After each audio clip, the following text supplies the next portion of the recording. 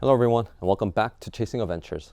Recently I ordered SMK Fabrication Ditch light mount from Orbis Overlanding and I got them in the mail today, so let's install these on the Subaru Outback Wilderness. Alright, so if you guys been following my channel, I recently upgraded my Amazon no-name brand ditch lights to Novsight 3-inch floodlights, and I couldn't be more happier with these budget-friendly lights. The amount of light it outputs and the visibility I gained compared to the no-name brand was amazing. However, while it does excellent job of illuminating the surrounding, the trade-off is you give up distance lighting because, well, that's what floodlights do. They flood the area. So I got these 2-inch spotlights, also from Novsight, and the far distance visibility I gain is phenomenal. But again, the trade-off is you give up your surrounding visibility. So I thought, what if I could match them together? And that's why I got the SMK Fabrication Ditch light mount. And that light mount will go right here below the A-pillar, which will be better to mount for the floodlights anyways. So let's try installing these. And the instruction manual is not included, but they have a QR code you could scan to view the instructions. So the tools that we're going to be needing is 10mm socket and a ratchet, a 10mm wrench, and a 4mm Allen key, and a body panel pry tool. And the next step is you're going to open the door about 60%. And the instructions said to put a painter's tape here, but I don't have any, so I'm just gonna put a piece of paper, and you're gonna want to pry this plastic piece off.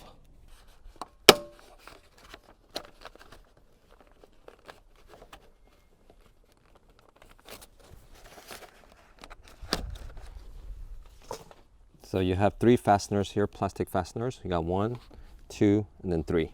So what I did was I pried this one first, and then I was able to pop everything else. And once the plastic panels are removed, you want to remove this 10mm bolt.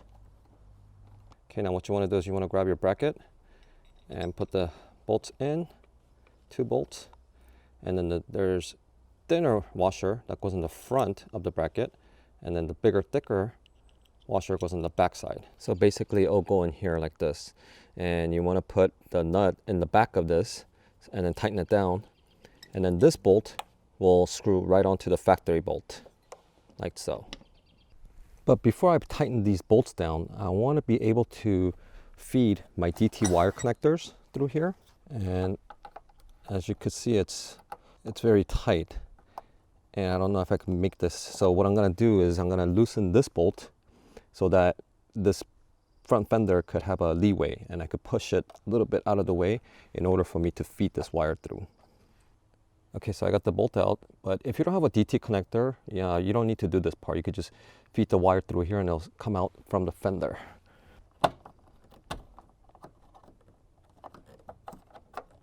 Now to make the life easier, after removing this plastic piece, a window covering, you'll see another 10mm bolt here. And what you want to do is you want to remove this in order for you to pry the fenders outwards, so you could have easier time fetching the wire through the fenders.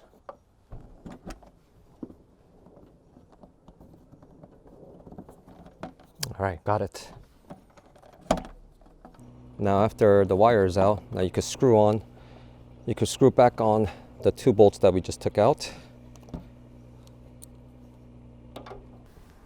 And now carefully put the 10mm.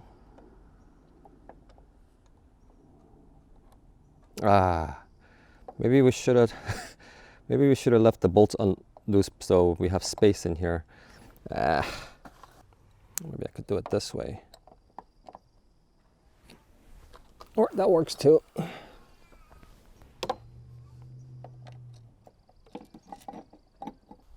So I just realized that there's 2 different sizes of bolt.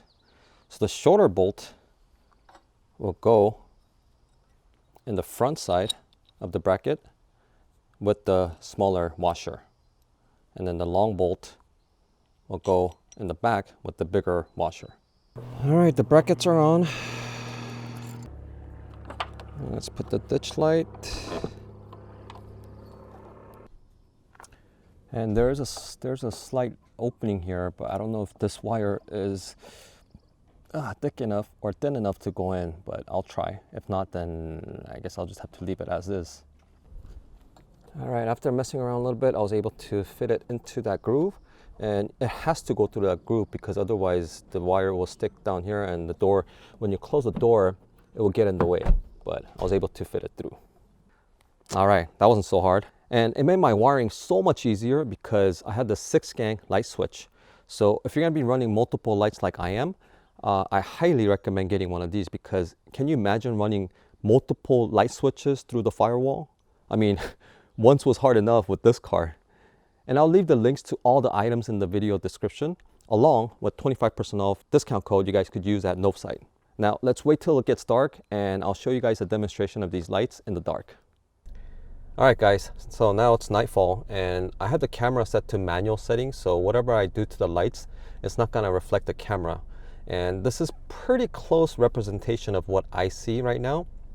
So right now I have the headlights on with the fog lights, and now I'm gonna turn on the 2-inch spotlights and the 15-inch light bar that I have mounted on top of the roof, and the ditch light we just installed today,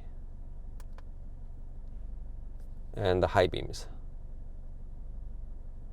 And high beams off, ditch light off, light bar off, and the spots off. And now I'm just gonna turn on the light bar only, and high beams, and high beam off, headlights off, and this is just the light bar. Now I'm gonna turn on the 2-inch spotlights and the ditch light. And another angle from further away. So I have the headlights on right now, and I'm gonna turn on my light bar and the spots and the ditch light. And the spots off, light bar off. Now this is just the headlights and the ditch light, and high beam off, and ditch light off.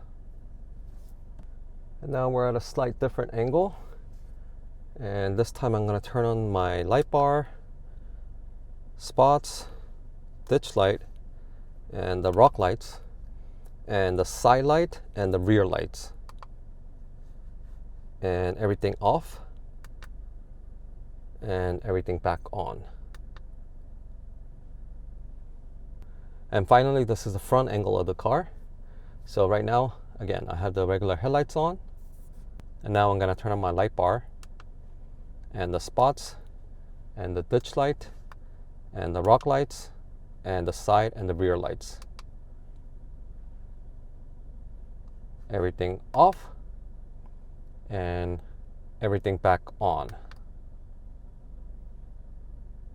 All right, guys, so what you all think? And I don't know if the camera captured what I saw in person, but now I have a decent 360-degree of coverage, and I'm very happy with the outcome. And do stay tuned because I'm also working on some light mounting bars that's going to be in the front of the bumper. That means I have more lights to install. And I also got VBoost cell booster in overland version, so I'm making a separate installation video of that as well, and test them out to see if it's actually worth the money.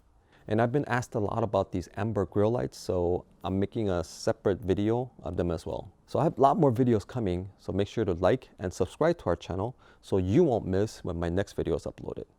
And thank you all for tuning in, and until next time, keep chasing adventures, and bye for now.